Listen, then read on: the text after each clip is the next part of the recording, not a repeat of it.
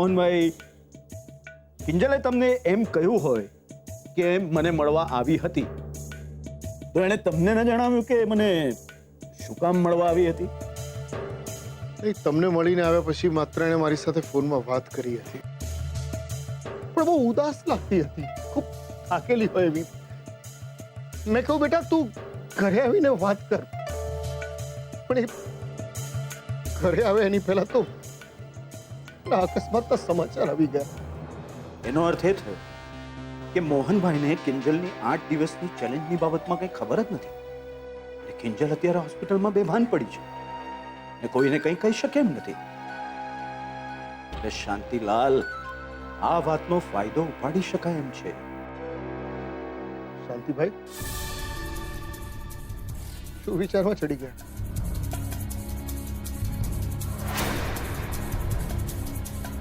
એવું તો નથી ને કે મેં તમને અઘરો સવાલ પૂછી નાખ્યો?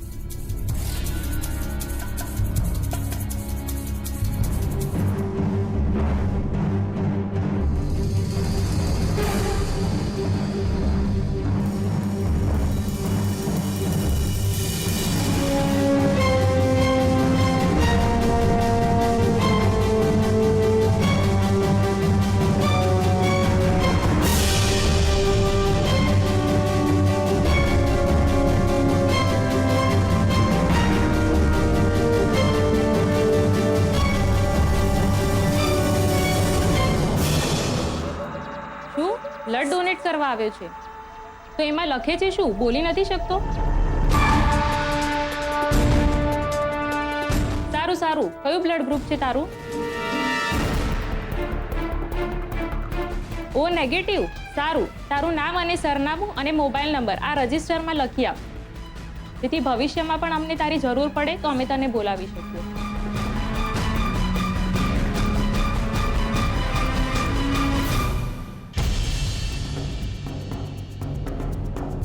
ના, મારે ગુપ્તદાન કરવું છે.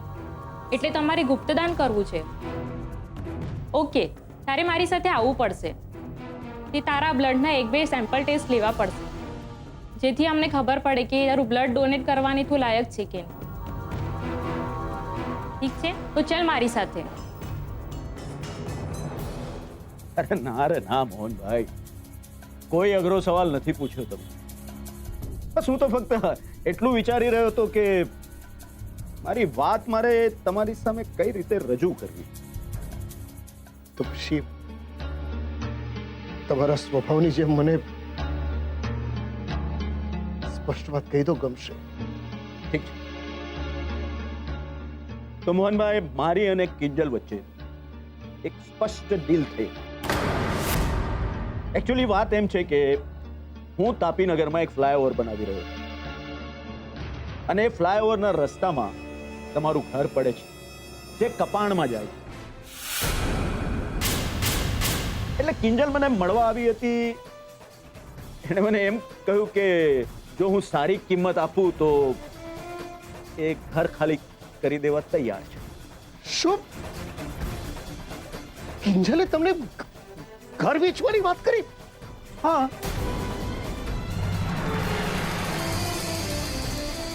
મોહનભાઈ, તમે જે રીતે મને જોઈ રહ્યા છો તે રીતે મારો ચહેરો વાંચવાનો પ્રયત્ન કરી રહ્યા છો કે ક્યાંક હું તમારી સાથે કોઈ છળકપટ તો નથી કરી રહ્યો ને? પણ મોહનભાઈ, સાચું કહું, હું તમને એ જ કહી રહ્યો છું જે કિંજલની ઈચ્છા છે. પણ શાંતિભાઈ, મારી દીકરી ઘર વેચવાની વાત શું કામ કરે? અને આટલો મોટો નિર્ણય એમ મને પૂછે પણ નહીં. એટલે મોહનભાઈ, તમે આજકાલના જુવાનિયાઓ તો જાણો છો, એ લોકોને વાત વાતમાં સરપ્રાઈઝ આપવાની આદત હોય. બની શકે કે કિંજલ પણ તમને કદાચ એ જ રીતે સરપ્રાઈઝ આપવા માંગતી હોય. નહીં નહીં, જો એવું હોય તો એ મારી સાથે ફોનમાં વાત કરતી હતી ત્યારે એના અવાજમાં એક આનંદ હોય, મસ્તી હોય.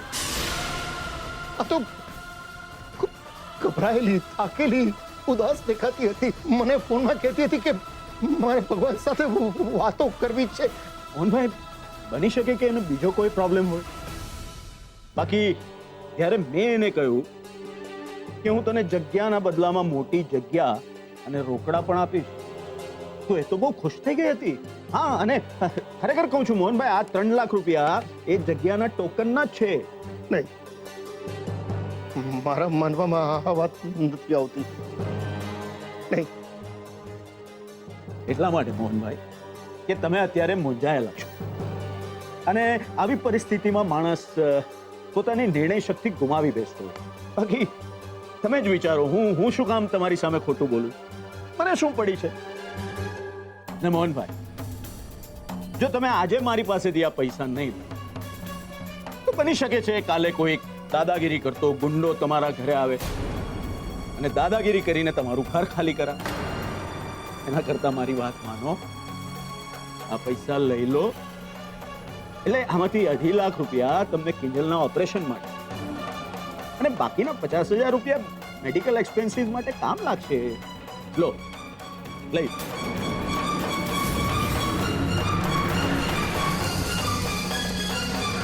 નહીં, નહીં શાંતિભાઈ, મને એમ કહો, જો કિંજલ જાગી જાય અને એમ કે મેં આવું કઈ નક્કી કર્યું જ નથી તો? જો મોહનભાઈ, તમે પણ અહીંયા જ છો અને હું પણ અહીંયા જ છું. ને મોહનભાઈ, ખરું કહું તો જે રીતે કિંજલનો એક્સિડન્ટ થયો છે એ કદાચ બચી ન પણ શકે. ના, એટલે હું કહું છું કે એવું બની શકે, બનશે જ એમ નથી કહેતો. તો પછી તમારે શું આખી જિંદગી એવા અફસોસ સાથે જીવવું છે? જો મોહનભાઈ, જે દીકરીએ આખી જિંદગી બસ પપ્પા પપ્પા કરીએ રાખ્યું છે, તો એના એ પપ્પા એની એક છેલ્લી ઈચ્છા પૂરી નહીં કરે? એવા પપ્પા છો મોહનભાઈ, જે દીકરીએ તમારી પાછળ પોતાની જાત ઘસી નાખી, આટલી મહેનત કરી, દીકરી હોવા છતાં દુકાનના ગલ્લે બેસી, તમારી વીસીના હપ્તા ચૂકવ્યા, ને એટલું જ નહીં, પોતાના લગ્નની ચિંતા ન કરીને પોતાની મોટી બહેનના લગ્ન ધામધૂમથી કરવાનું વચન માસુભાઈને આપ્યું. તમારી એ દીકરીએ તમારી માટે જાત ઘસી નાખી અને તમે એની એક આટલી અમથી ઈચ્છા પૂરી નહીં કરો? જો મોહનભાઈ, ઓપરેશન પછી કિંજલ જીવે કે ના જીવે, પણ તમે જરા વિચારો, તમને લોકોને મોટા ઘરમાં જોઈને એના આત્માને કેટલી શાંતિ થશે. એટલે તમને કહું છું મોહનભાઈ, લઈ લો આ 3 લાખ રૂપિયા અને લો આ ઘરના કાગળિયા પર સહી કરી દો અને થઈ જાઓ દીકરીના ઋણમાંથી મુક્ત. લો.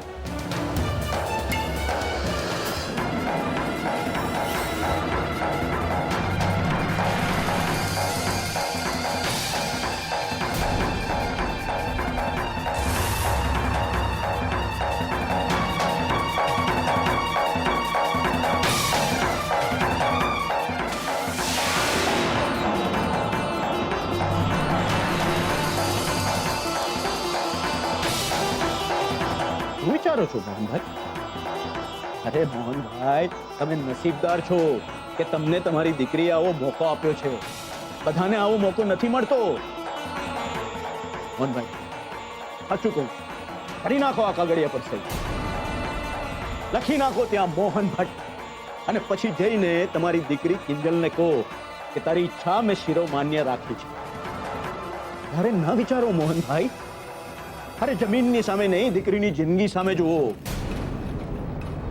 જો લોકોને ખબર પડશે ને તો આખો સમાજ તમને સ્વાર્થી કહેશે, અરે થૂ થૂ કરશે તમારા પર. ને એટલું જ નહીં મોહનભાઈ, આજ પછી જીવનમાં કોઈ પણ દીકરી પોતાના બાપનું સપનું પૂરું કરવા ઊભી નહીં રહે. અરે મોહનભાઈ, આપણા સમાજને આજે કિંજલ જેવી દીકરીઓની જરૂર છે. વિચારો નહીં, કરી નાખો સહી.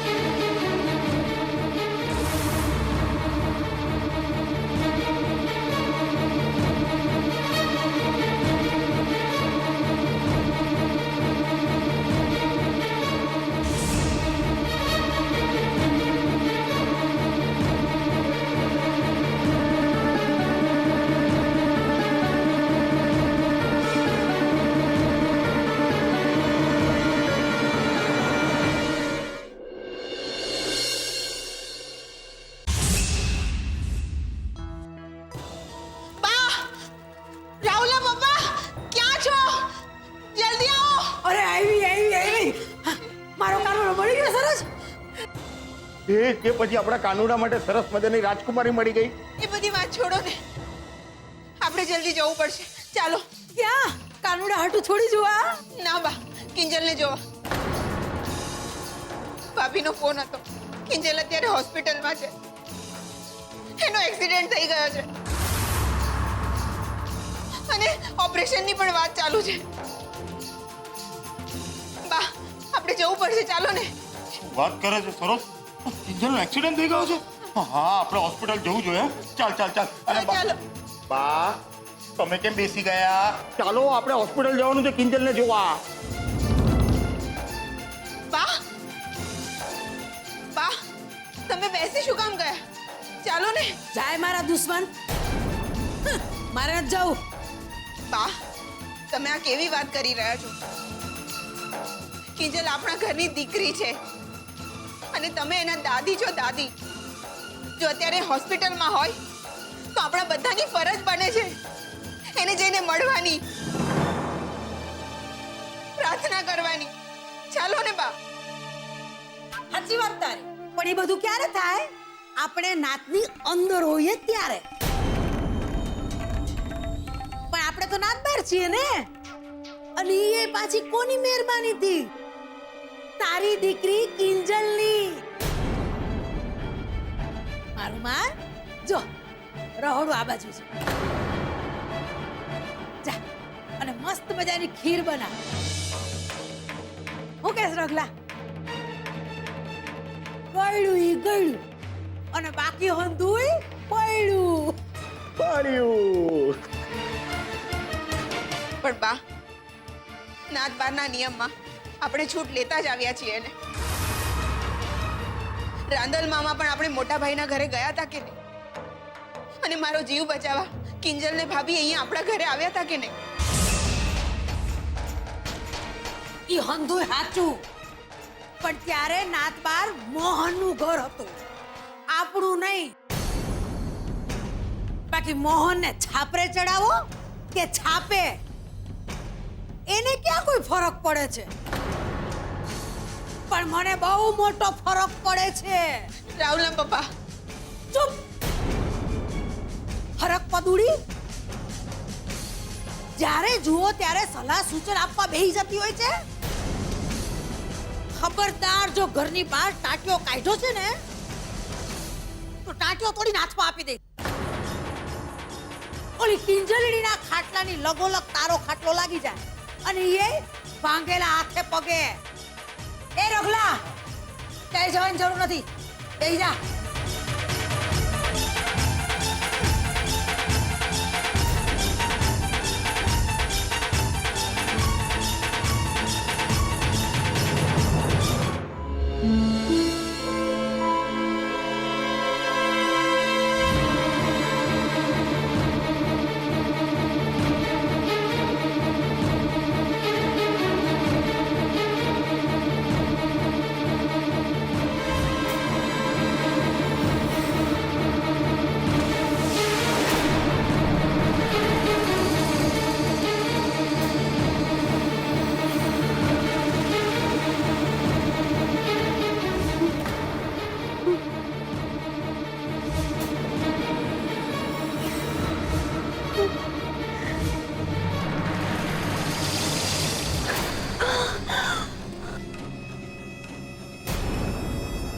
અરે, શું થયું તમને? હું ડોક્ટરને છે ને હમણાં જણાવીને આવું છું. શું થયું? કાંઈ કહેવા માંગો છો? પાણી જોઈએ છે તમને? Relax relax.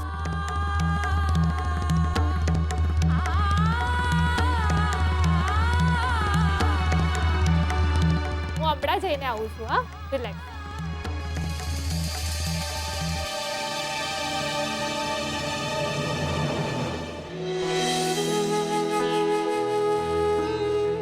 હે ભગવાન, કિંજલ અમારા ઘરમાં બધાની હિંમત છે.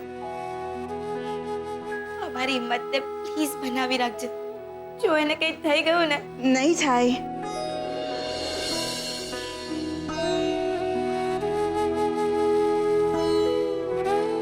કિંજલને કંઈ જ નહીં થાય. અને શું કામ કિંજલને કંઈ થાય? હા, હમણાં દોડવા માંડશે, જોજે. વાર પણ નહીં લાગે. હજી તો ચાની નવી દુકાન ઊભી કરવાની છે, મોટા ભાઈનું કેફેનું સપનું સાકાર કરવાનું છે. આમ ખાટલે પડે પડે બધું થોડું થઈ જશે. કંઈ નહીં થાય, તું ચિંતા નહીં કર, બધું સારું થઈ જશે. ચાલ જો, તું ખાઈ લે. હું તારા માટે નાસ્તો બનાવીને લાવી છું. ના કાકી, મને ભૂખ જ નથી લાગતી. આ તો સેજલ દીદીએ મને રોકી દીધી. નહીં તો મારું કિંજલને મળવાનું, એને જોવાનું બહુ જ મન છે. બેટા, મન તો મારુંય ઘણું થાય છે મળવાનું,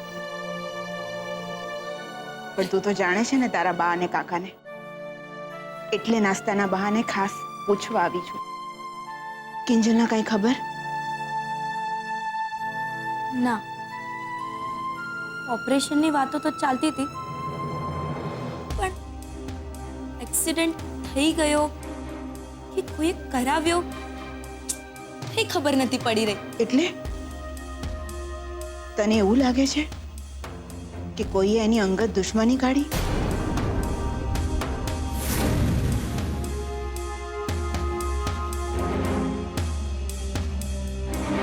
ક્યાંક તારો ઈશારો રાહુલ તરફ તો નથી ને?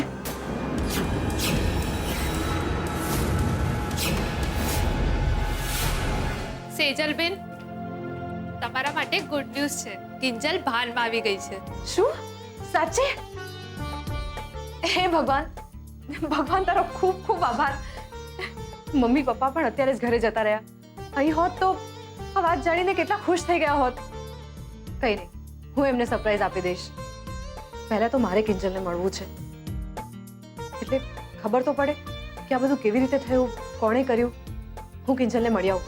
એક મિનિટ, મને ખબર છે તમને કિંજલને મળવાની ઉતાવળ છે, પણ અત્યારે એ બોલી શકતી નથી, સૂઈ ગઈ છે, અને તમે હમણાં એને મળી નહીં શકશો. એટલે તમે કહેવા શું માંગો છો? ઘણીવાર એક્સિડન્ટ થયા પછી પેશન્ટને યાદ નથી હોતું કે એની સાથે શું થયું છે, એ ક્યાં છે, અને આ બધું સેટ થતા જરા વાર લાગે.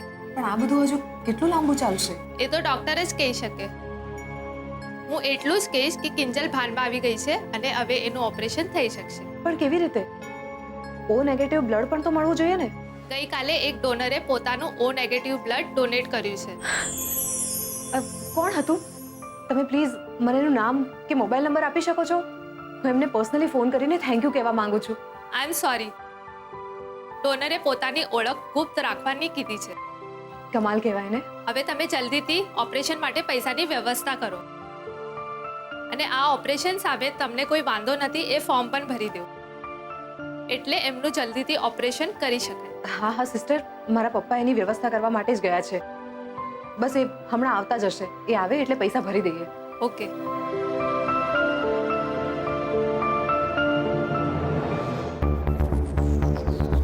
નમસ્તે. કિંજલબેન ભાનમાં આવી ગયા? શું હું એમને કેટલાક સવાલો પૂછી શકું છું? એકચ્યુઅલી ઇન્સ્પેક્ટર, કિંજલ ભાનમાં તો આવી ગઈ છે, પણ સિસ્ટરના જણાવ્યા પ્રમાણે એ કાંઈ બોલી નથી શકતી. મને ઊંડે ઊંડે એવું લાગી રહ્યું છે કિંજલબેનનું અકસ્માત સહેજ નહોતું. આ મારું અંગત માનવું છે, અને સત્ય સાથે કોઈ સંબંધ નથી. તમને કોઈ ઉપર શંકા હોય તો તમે અમને જણાવી શકો છો.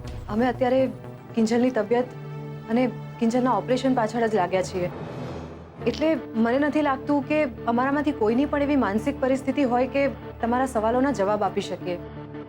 એકવાર કિંજલને બોલતી થઈ જવા દો, અમે તમને સામેથી જણાવીશું. સારું, તો જણાવજો એવું.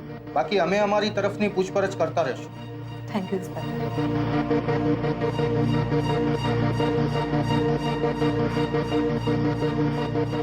ઇન્સ્પેક્ટર આવું કેમ કહીને ગયા? કિંજલનો એક્સિડન્ટ કરાવવામાં કોને રસ હોય?